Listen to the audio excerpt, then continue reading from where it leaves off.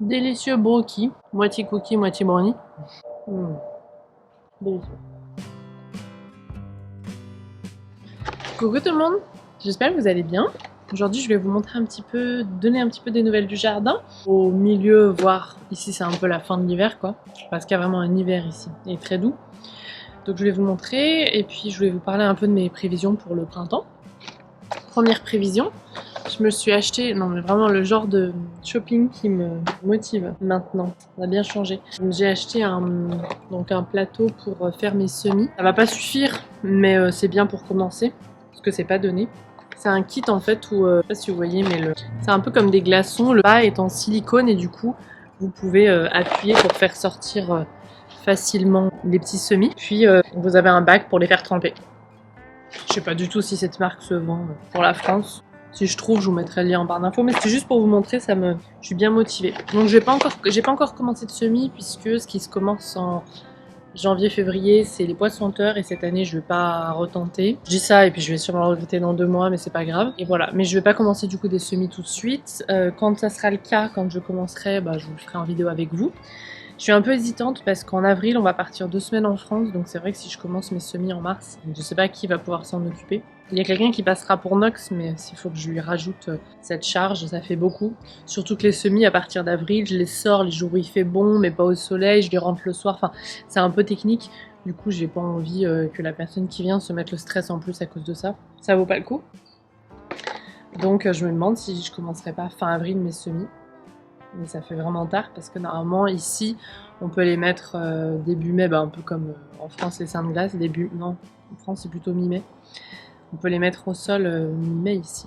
Je vais voir, peut-être qu'ils seront bien avancés, ils seront en pot, en godet, donc elle aura pas grand chose à faire, ça sera moins craignos. Donc voilà, juste pour vous montrer un petit peu Je commence à m'équiper, pas comme l'an passé où j'ai fait des semis, j'ai semé plein de choses, mais comme on est arrivé en mars, j'avais pas acheté tout un matériel, voilà, j'avais pris des trucs.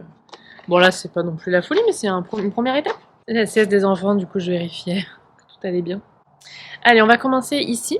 Donc on commence sur la terrasse. Tiens, des nouvelles des Narcissus Paperwhite que j'ai plantées il y a pas du tout longtemps avec vous en vidéo. Donc vraiment, elles sont en train de fleurir, pas du tout besoin. Encore une preuve qu'elles n'ont pas besoin de période de froid pour fleurir, celles-là. C'est cool, ça va être les premières à arriver, du coup c'est hyper rapide. Enfin en même temps, j'ai pas fait de narcisses sur ce coin de la terrasse. J'ai mis que des tulipes, donc les autres elles vont prendre du temps. Et de l'autre côté, à l'entrée, j'en ai mis quelques-unes qui commencent d'ailleurs à sortir. Mais il y a moins de soleil, c'est pas du soleil d'après-midi, c'est du soleil le matin et il y a du coup un peu moins de soleil. C'est pas grave, mais du coup ça met un peu plus de temps. Alors qu'il y a toute une partie de l'entrée de notre maison où il y a déjà des jonquilles qui se sont naturalisés, qui reviennent tous les ans, sont déjà en fleurs, mais parce que sur ce côté-là, il y a du soleil jusqu'à 15h quoi. Donc c'est pas tout à fait la même chose. Alors ici j'ai mon genêt là qui a bien pris de l'ampleur, on verra s'il va refleurir ce printemps. Là j'avais oublié le nom de ces petites herbes là, trop jolies avec des petites fleurs, mais elles ont bien passé tout l'hiver et elles refleurissent maintenant, c'est vraiment joli. C'est des trucs qu'on peut planter à la place du gazon, et surtout qu'en plus c'est apprécié des pollinisateurs. Mes succulentes se plaisent tellement bien, elles ont tellement explosé avec l'hiver doux ici, et à la fois la pluie, enfin vraiment, puis je suis ravie, là j'ai plein de petits... J'ai juste celle-là là, qui est un petit peu... voilà, c'est pas grave. Mes gazinias là, je pense qu'elles vont refleurir. Ici, les pétunias ont passé l'hiver, ils vont refleurir au printemps. Et puis là aussi, j'ai des nouvelles petites fleurs. Je vous préviens, j'ai plus aucun cerveau, j'ai oublié tout le nom de la plupart de mes plantes. Donc je vous mettrai tout en barre d'infos à l'écran parce que je vais retrouver ça. Les petites pensées vont bien, elles ont été déterrées un petit peu là. Mais bon, vous voyez, la motte est à moitié déterrée et ça survit. Bon, voilà. Je me souviens plus si sous celle-là j'avais mis des tulipes ou autre. Je me souviens plus en fait où est-ce que j'ai mis les bulbes, donc ça va être la surprise au printemps. Ça, je me souviens parce qu'on l'a fait ensemble il y a pas longtemps. You okay, Noxy? Noxy surveille les souris là-bas dans le lien. La cante là qui est en train de revenir, qui va refaire des fleurs. Ensuite, bon alors les bacopas, toujours le même problème qu'au début de l'hiver, c'est-à-dire que j'ai oublié de les arroser, donc c'est en train de sécher. C'est dommage parce que si j'avais pris, elles seraient encore très belles, elles auraient survécu sans problème à l'hiver. Le problème c'est que voilà, c'est abrité, donc elles ont pas la pluie et je les oublie. Voilà, comme beaucoup de mes macramés, même en intérieur. C'est comme ma chaîne de bananes, c'est pareil, ça je l'oublie complètement. Ensuite, sur ces petits pots ici, première chose, voilà. Mon Aonema, je sais pas si vous vous souvenez, quand je l'avais récupéré dans une brocante, ça a explosé quoi, le truc est énorme. vraiment énorme.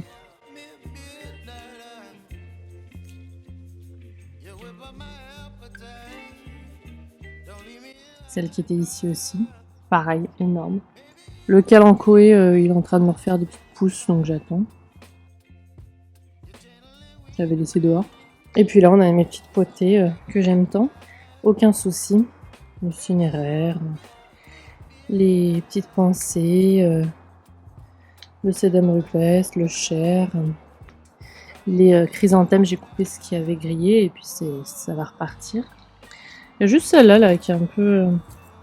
oui, qui est un peu merdouille. Elles survivent, mais je me demande s'il y a des bulbes dessous, je les vois pas. Peut-être qu'elles ont été... Ah oui, il y a des bulbes.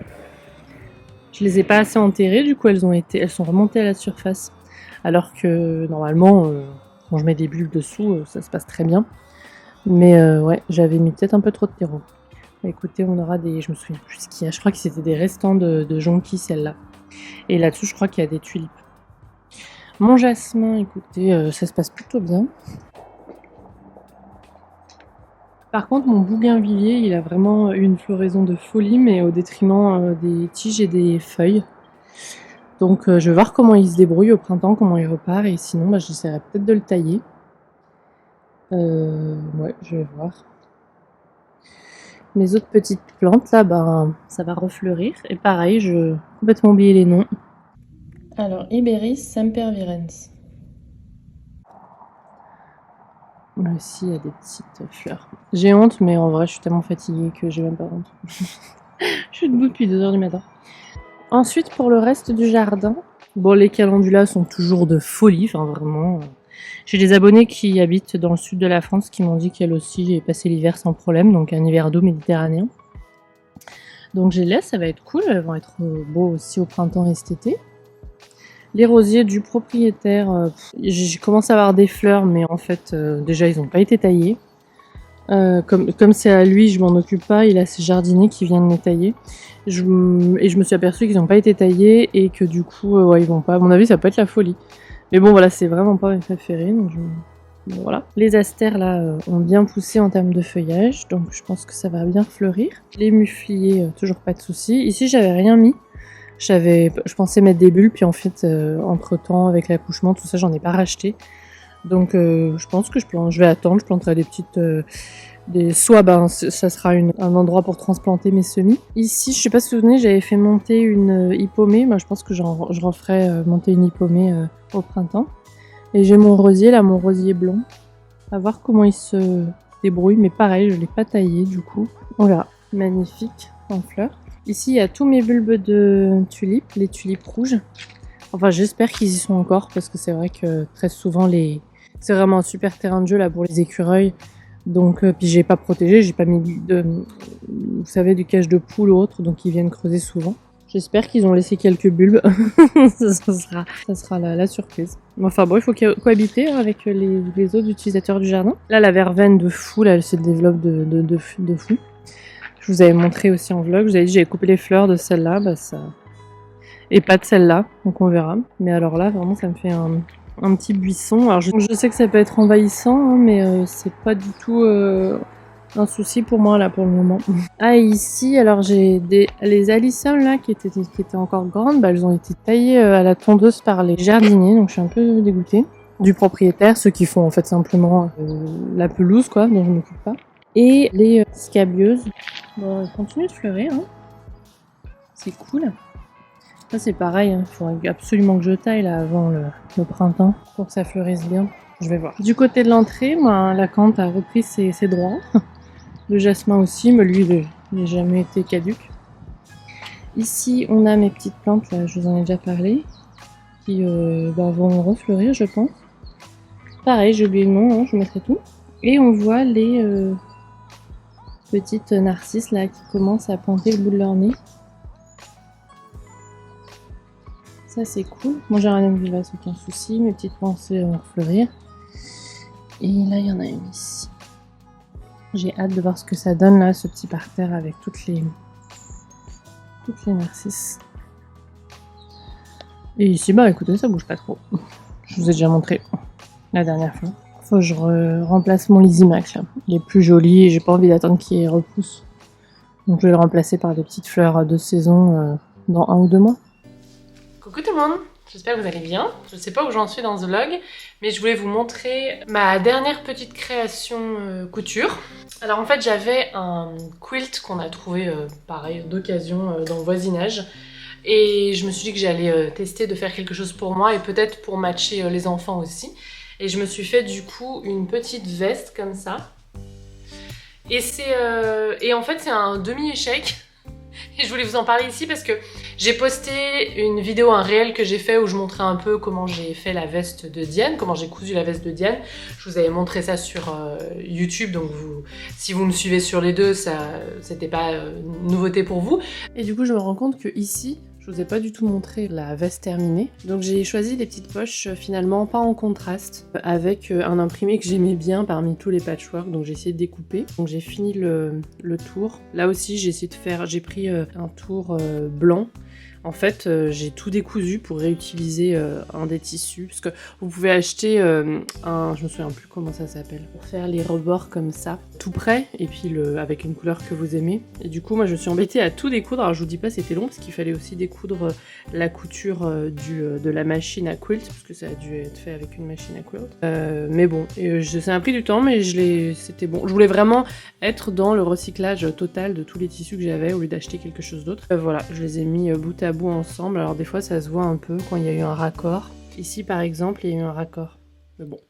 Et puis j'ai fait pareil pour les manches. Et voilà, les poches j'ai choisi un tissu que j'aimais bien. J'ai pas fait de bord sur le tissu là, enfin sur les poches. C'était mon patron le proposait, mais j'avais vraiment plus de ce tissu là en fait. Du coup je les ai cousus directement comme ça. Et ma foi, c'est pas trop mal. C'est vrai que j'avais montré ça sur Instagram, mais finalement pas sur YouTube, donc si vous n'avez pas Insta, vous l'avez pas vu. Il me manque plus que les boutons maintenant. Et je disais sur Instagram, j'ai fait un petit sondage, j'hésitais soit à mettre des boutons pression, donc les poser ici, et schlack pression pour les enfants, soit mettre un lien, donc ce qui agrandirait encore la veste, soit mettre des vrais boutons classiques. Donc là, il faut que j'aille chercher, voir ce qui me plaît. Je serais partante pour des vrais boutons. Pression, je trouve ça fait un peu cheap, quoique c'est vraiment utile pour les enfants. Le lien, c'est pareil, ça peut être vite fragile, même si je couds ça correctement. J'hésite un peu. Et les boutons classiques, en fait, ça va vraiment être au fur et à mesure de ce que je trouve. Je vais retourner chez Savers, donc dans les magasins de seconde main, il y a des sacs entiers remplis de boutons, savoir s'il y en a un qui me plaît. Il faudrait peut-être que j'emmène un bout des tissus qui me restent pour regarder, voir ce qui match. Donc elle est pas finie, mais moi dans ma tête elle est finie, parce que le temps que je trouve ces boutons là, c'est quand on achète comme ça de seconde main, ça prend du temps de trouver ce qui nous plaît vraiment, ce qui match vraiment, donc ça va peut-être s'éterniser un peu cette histoire. Me connaissant, ça va peut-être s'éterniser un peu. Voilà pour cette partie. J'avais eu des messages du genre par DM et par commentaire, oh là là, qu'est-ce que tu ne sais pas faire. Alors déjà, petit rappel des réseaux sociaux, ce que je sais pas faire, je vous le montre pas, forcément. Les trucs que je ne sais pas faire, j'ai rien à dire dessus, donc je vous fais pas perdre votre temps. Et celui-là, je me suis dit, je voulais vous montrer que c'était une demi-réussite ou un demi-échec, ça dépend comment on le voit. En fait, à tes souhaits mon amour. En fait, j'aime pas le patron. Je me rends compte que j'ai choisi un patron qui me plaît pas. Je vais vous montrer porté là. Ça fait plus boléro que gilet un peu de berger comme je voulais. C'est-à-dire que j'en voudrais un. En fait, j'en voulais un plus long qui m'arrive jusque jusqu'aux hanches. Et là, c'est vraiment un patron type boléro et ça me plaît un peu moins. Et en plus, j'ai fait une taille M. J'ai choisi une taille M sur le patron et clairement, j'aurais dû choisir une taille plus grande, L, déjà pour le fermer au niveau de la poitrine là. Enfin, après, je vais pas allaiter ma fille pendant 10 ans, mais bon, quand même, que je puisse le mettre maintenant. Et en plus, j'aime bien que ça soit un peu plus large, mes vestes. J'aime bien des petites chemises ajustées comme ça, pas de souci, mais j'aime bien avoir des vestes un petit peu plus larges. Donc c'est un demi-succès parce que au niveau de la conception, je suis satisfaite de ce que j'ai fait, mais au niveau du rendu et du patron finalement que j'ai choisi moi, finalement je sais que je vais pas le mettre aussi souvent que mon petit gilet de berger par exemple, qui est une peau de fausse mouton, parce que je porte pas de vrai peau animale, mais je veux dire au niveau de la coupe, je le porterai pas autant. Donc voilà pour ce petit projet en demi-teinte. Et j'en profite aussi pour vous montrer, j'ai acheté des petites choses pour Diane, trop choupi, dans un magasin qui s'appelle Marshall, je vous en ai déjà parlé. Donc là c'est du neuf ce que j'ai acheté, c'est pas du seconde main, même si avec les enfants j'essaye. J'aimerais bien que vous voyez un peu moins le bazar derrière. Pas pour vous le cacher, mais parce que moi, le bazar, ça me stresse. Donc si c'est pour vous stresser dans les vidéos, c'est pas la peine. C'est un magasin de fin de série aussi. Du coup, par exemple, les tenues, il y en a aucune qui a coûté plus de 13 $ par exemple. Donc pour vous dire un petit peu... Donc j'ai acheté cette petite combi là, trop choupi. Il y avait des collants avec... Enfin, c'est pas des collants, c'est des chaussettes montantes. Pas sûre de les mettre celle-là, parce qu'à mon avis ça va être casse-pied, ça va toujours se descendre. Mais j'ai des petits collants blancs d'une tenue qu'on m'a offert, donc je les réutiliserai avec celle-là. Donc j'ai pris en 3 à 6 mois, donc ça sera pour le printemps. J'ai pris aussi, toujours en 3 à 6 mois, un petit pyjama. J'aime bien ce motif. Un petit ensemble citron avec le pantalon aussi. Et il y avait le petit body avec. Un imprimé citron, alors peut-être pas bleu layette derrière, mais un imprimé citron, j'aimerais bien en trouver un pour moi. Et j'ai pris aussi une petite tenue d'été. Donc là, il y a le haut et le bas. Trop choupi.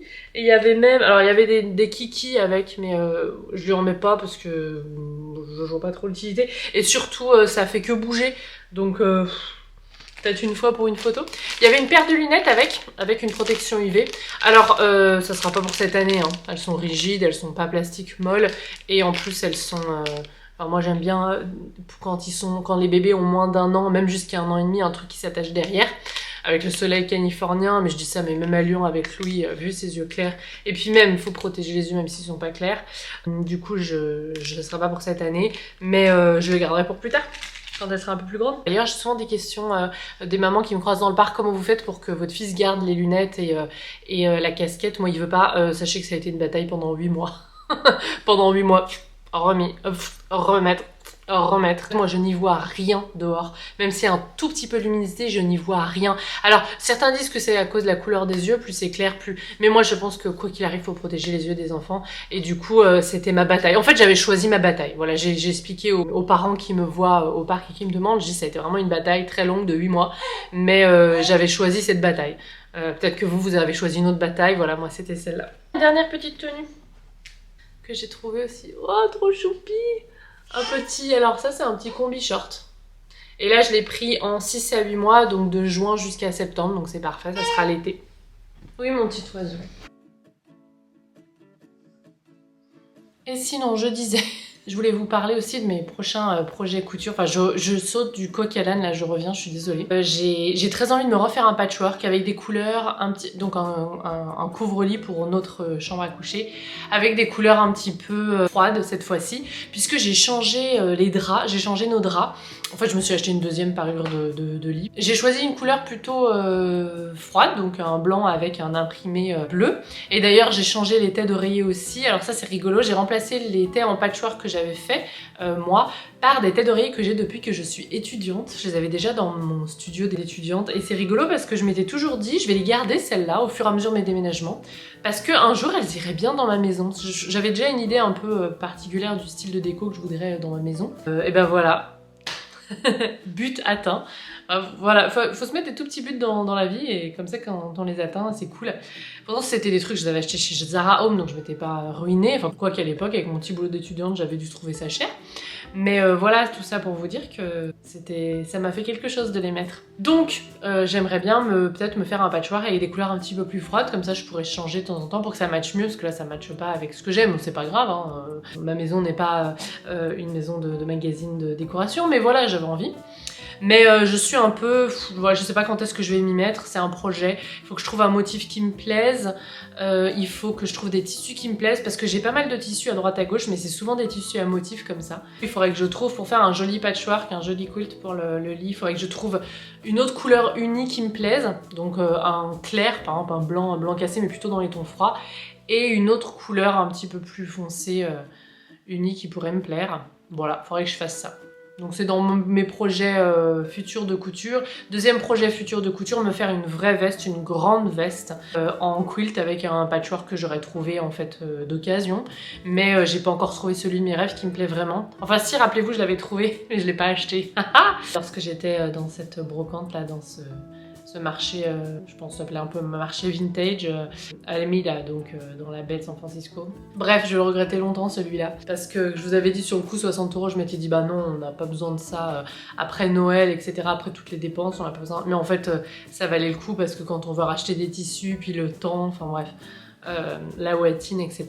Finalement, on en a parfois pour bien plus cher que ça. C'est rigolo, c'était Marisa de la chaîne Isadora et Marisa qui disait que maintenant qu'elle s'est mise au tricot, elle peut faire des pièces qui coûtent 10 fois plus cher et qui lui prennent 10 fois plus de temps, mais elle kiffe. De toute façon, les loisirs créatifs en termes généraux, je trouve que c'est cher. Donc voilà pour les prochains projets couture.